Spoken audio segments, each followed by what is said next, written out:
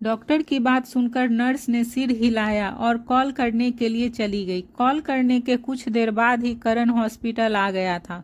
करण को पेशेंट की कंडीशन के बारे में बताते हुए डॉक्टर ने कहा, फाइनल सर्जरी होने के बाद भी उन्हें अभी तक होश नहीं आया है। पेशेंट के ब्रेन में जितने भी ब्लड क्लस्टर थे सर्जरी के दौरान वह सब हमने रिमूव कर दिए हैं, पर अभी भी उनका ब्रेन कोई सिग्नल नहीं दे रहा है। अगर वह कल तक कोमा से बाहर नहीं आए तो हम उन्हें ब्रेन डेड डिक्लेयर कर देंगे। करण डॉक्टर की सारी बातें सुनकर सोच में पड़ गया। उसे समझ नहीं आ रहा था कि वह अब क्या करे। उसने खुद से ही सवाल किया, क्या मुझे इस कंडीशन के बारे में कियान को बता देना चाहिए? फिर अगले ही पल अपने सवाल का खुद ही जवाब देते हुए उसने कहा, नहीं, अगर कियान को पता चला तो सबको मार डालेगा। वैसे भी उसे मुझ पर शक हो गया है। उसके आदमी मुझे सभी जगह फॉलो कर रहे हैं। वह तो डैड की वजह से उसके आदमी अभी भी मेरे बारे में कुछ पता नहीं कर पाए हैं। करण के डैड रवि दीक्षित एक फेमस बिजनेसमैन थे।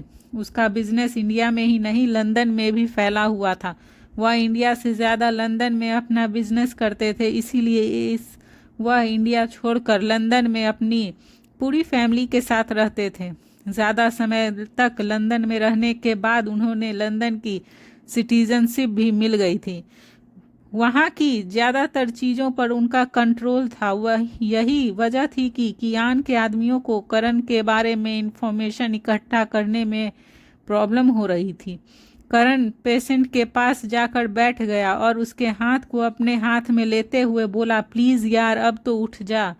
कब तक ऐसे ही सोता रहेगा? तू बदला नहीं लेगा उसे जिन्होंने तेरे साथ यह सब किया, जिसकी वजह से तू आज इस हालत में है। प्लीज उठ जाना यार। यह कहते हुए करण की आवाज भारी हो गई थी और उसकी आंखों से आंसू आ रहे थे। वहीं दूसरी तरफ कैलिफोर्निया में रिहान का ट्रीटमेंट करके डॉक्टर आईसीयू से बाहर आ गए थे। जिसे जैसे ही सीवी की नज़र डॉक्टर पर गई तो उसने जल्दी से पूछा, डॉक्टर रिहान कैसे हैं? उसके पूछने पर डॉक्टर ने कहा, पहले से ठीक है, पर एनेस्थीसिया की वजह से वह अभी कुछ घंटे तक बेहोश ही रहेंगे। सीबी यह सुनकर वापस से अपनी जगह रोते हुए बैठ गई। कियान डॉक्टर के साथ गया और कुछ दूरी पर जाकर उससे बात करने लगा।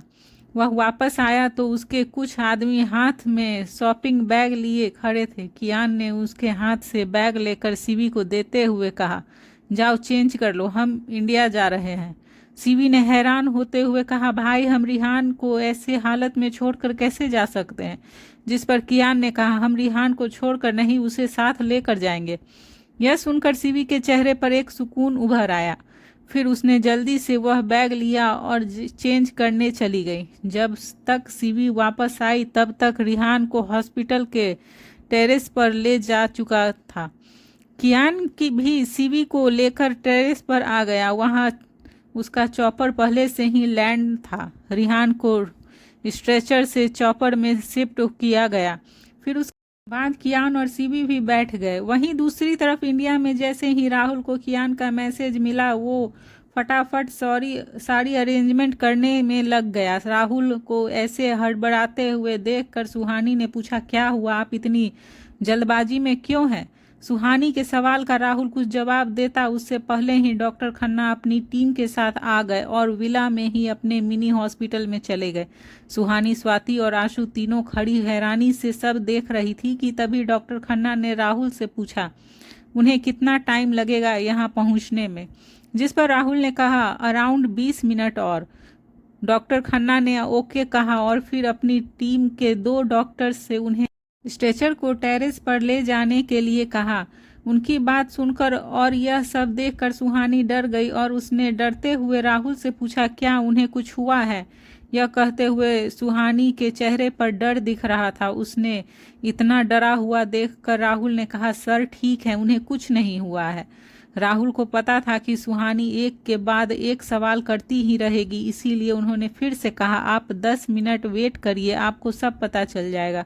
सुहानी फिर खामोश हो गई और उसने आगे कुछ नहीं पूछा। उसे परेशान देखकर स्वाति ने उसके कंधे पर हाथ रखते हुए कहा, तुम टेंशन मत लो, सब ठीक हो जाएगा। आंसू ने भी उसे समझाते हुए कहा, हाँ दीदी, वेट करते हैं ना, राहुल भैया ने बोला है तो 10 मिनट वेट कर लेते हैं, क्या पता जैसा आप सोच रही हैं वैसा नहीं हो। आशु की बात मानकर तीनों अब चुपचाप वहीं सोफे पर बैठ गई और इधर उधर देखने लगी। राहुल ने अपनी रिस्ट वॉच में टाइम देखा तो कुछ ग्राउंड और डॉक्टर खन्ना के साथ टेरेस पर चला गया। वे तीनों उन्हें जाते हुए देख रही थी। सवाल उनके पास बहुत थे पर वे तीनों ही जानती थी कि उन्हें कोई जवाब नहीं मिलेगा, इसीलिए तीनों ही चुपचाप बैठी रहीं। वहीं वे सभी टेरेस पर थे और सबकी नज़रें एक ही दिशा में थी कि तभी हवा की गति तेज हुई। सबने अपनी धुंधली आंखों से देखा तो एक चॉपर उनकी तरफ ही आ रहा था और कुछ ही देर में चॉपर उनके नज़दीक आ गया और उसके देखते ही देखते उससे कुछ दूरी पर वह हेलीकॉप्टर पैंट पर लैंड हो गया। राहुल और वे दोनों डॉक्टर जल्दी से चॉपर के पास आए और रिहान को चॉपर से निकालकर स्ट्रेचर पर लेटा दिया और फिर वे सभी अलग अलग लिफ्ट से नीचे आ गए। कियान ने सीवी को पकड़ा हुआ था। रोने की वजह से उसकी नाक और आंखें लाल हो गई थी और उसका चेहरा थोड़ा सूझा हुआ था। जब डॉक्टर और राहुल रिहान को मिनी हॉस्पिटल में ले जा रहे थे तभी सुहानी, स्वाति और आंसू की नज़र उस सभी पर गई। रिहान अभी भी बेहोश था और स्ट्रेचर पर उल्टा लेटा हुआ था। वह शर्टलेस था और उसके जख्मों पर ड्रेसिंग की हुई थी। वे तीनों ही रिहान को पहली बार देख रही थी। तभी स्वाति की नज़र कियान पर गई और उसने कियान की तरफ इशारा करते हुए सुहानी से कहा, सुहानी वह देखो। सुहानी जब उस तरफ देखा तो उसकी आंखें सिकुड़ गई। कियान की बाहों में एक लड़की थी और यह बात उसे खटक रही थी। वह अब उसे घूर रही थी कि तभी आशु ने सीवी को देखते हुए कहा, दीदी यह लड़की कौन है। उसकी नज़रें अब कियान पर ही टिक गई थी कि तभी सीवी बेहोश हो गई। वह गिरने ही वाली थी कि तभी कियान ने संभालते हुए उसे अपनी बाहों में उठा लिया और उसे लेकर ऊपर चला गया। वह जैसे ही सीवी को लेकर रूम के पास गया तो उसके सामने सुहानी खड़ी उसे ही घूर रही थी। उसके एक्सप्रेशंस को देखकर कियान को समझने में देर नहीं लगी कि सुहानी के दिमाग में क्या खिचड़ी पक रही है। सुहानी उसे घूर ही रही थी कि तभी कियान बिना कुछ कहे ही सीवी को अपनी बाहों में उठाए अंदर ले गया और उसे बेड पर लिटा दिया। सुहानी उसके इस एक्शन से शॉक्ड हो गई थी पर उसे कियान की ऐसी हरकतों पर प्यार भी आता था। कियान के इस एक्शन से सुहानी का गुस्सा मोम की तरह पिघल गया था। फिर भी वह अपने आप को टफ दिखाने की पूरी कोशिश कर रही थी। तभी कियान सुहानी के पास आया और उसे बेड पर बिठा दिया। फिर वह अपने दोनों हाथ पैंट की जेब में डालकर उसके सामने खड़ा हो गया और बोला, चलो स्ट्रेच करो, बहुत सारे सवाल होंगे ना तुम्हारे। सुहानी उसकी बात पर उसे हैरानी से आंखें बड़ी करके देख रही थी और फिर उसने कहा, आपको कैसे पता? क्या अब आप मेरा मन भी पढ़ने लगे हैं? सुहानी के यह पूछने पर कियान उसके सामने बैठ गया और उसकी आंखों में आंखें डालकर देखते हुए उसने कहा, तुम्हारी धड़कनों को पहचानता हूँ, तुम्हारी सांसों का रुख जानता हूँ, तो तुम्हारे मन की बात कैसे नहीं जानूंगा। यह कहते हुए उसके चेहरे पर कोई भाव नहीं थे पर उसकी बातें बयां कर रही थी कि वह सुहानी से कितना प्यार करता था। तो वहीं सुहानी उसे हैरानी से देख रही थी। सुहानी ने कियान को देखते हुए कुछ सोचा और खुद से कहा, ओह गॉड, अब तक तो लड़कियां इसके लुक पर ही मरती थी। अगर इनकी बातें सुनती तो सुहानी अब तुझे और भी ज़्यादा केयरफुल रहना पड़ेगा। वह उसकी बात से टोटली इम्प्रेस हो गई थी। उसे अंदाज़ा भी नहीं था कि अब वह भी कियान के साथ रहते रहते उसकी तरह ही ओवर पॉजेसिव हो गई थी। फिर कियान ने उसके हाथ को अपने हाथों में लिया और उसे सब बताने लगा।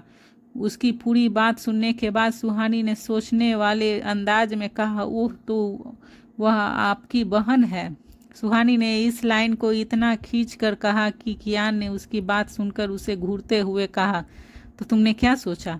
सुहानी जल्दी से अपने एक्सप्रेशंस चेंज करके अपना क्यूट सा फेस बनाकर हंसते हुए बोली, नहीं कुछ भी तो नहीं, मैंने भी यही सोचा था। वह आपकी बहन है, बीवी तो मैं हूँ आपकी। यह कहते हुए वह जबरदस्ती मुस्कुरा रही थी। वहीं कियान अब उसे घूर कर देख रहा था। वह जैसे ही कुछ कहने को हुआ कि तभी उसका फ़ोन रिंग होने लगा। उसने देखा तो राहुल उसे कॉल कर रहा था। फिर वह कॉल पिक करके बाहर चला गया। उसके पीछे सुहानी भी चली आई। उसने जाते हुए एक नज़र शिवी को देखा और फिर नीचे चली गई। आशु और स्वाति बातें करते हुए सुहानी के आने का वेट कर रही थी। उसके आते ही स्वाति ने उसका हाथ पकड़कर उससे पूछा, पता चला वे दोनों कौन हैं? सुहानी ने स्माइल करते हुए दोनों को देखकर कहा, वह उनकी बहन है और यह उनके बॉडीगार्ड। यह कहते हुए उसने उन दोनों को सब कुछ बताया। उधर डॉक्टर खन्ना ने कियान से कहा, यह एक्सीडेंट बहुत ज़्यादा स्ट्रांग था। उनकी पूरी स्किन जल गई है। थैंक गॉड कि वह उनकी बैक पर ही गिरा। कुछ टेस्ट किया है, उसकी रिपोर्ट आ जाए फिर हम उनकी सर्जरी करेंगे। कियान ने उनकी बातें सुनकर ओके कह दिया। उसने एक बार फिर रिहान को थैंक कहा।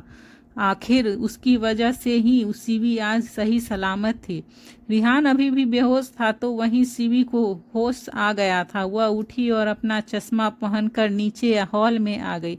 कियान सभी के साथ हॉल में ही बैठा था। शिवी ने जब 3 लड़कियों को एक साथ अपने भाई के विला में देखा तो उसे अपनी आंखों पर विश्वास नहीं हुआ। उसने 2-3 बार अपनी आंखों को मला और खुद से कहा, आई कांट बिलीव, भाई के विला में लड़कियां, यह कैसे हुआ? भाई को तो लड़कियां बिल्कुल पसंद नहीं है, फिर यह कैसे पॉसिबल है? शिवी अभी अपनी ही सोच में गुम थी कि तभी उसने रिहान का ख्याल आया और वह उन सबको इग्नोर करके कियान के पास जाकर रिहान के बारे में पूछने लगी। जब कियान ने कहा कि रिहान अब ठीक है तो उसने सुकून भरी सांस ली और उसके बराबर में ही बैठ गई। फिर उसने कियान को थोड़ा और नज़दीक होकर अपनी आंखों से इशारा करते हुए सामने बैठी तीनों लड़कियों के बारे में पूछा, जिस पर कियान ने कहा, तुम खुद ही पता कर लो यह सब कौन है। उनकी इस बात पर शिवी चिढ़ गई और तभी उसकी नज़रें सुहानी से जा मिली जो उसे मुस्कुराते हुए देख रही थी।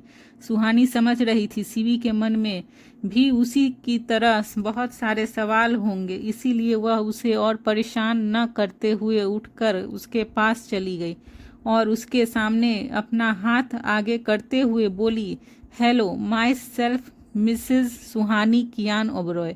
सुहानी की बात सुनकर शिवी को जोर का झटका लगा, इतना कि उसके गले में उसकी आवाज़ और सांसें दोनों ही अटक गई।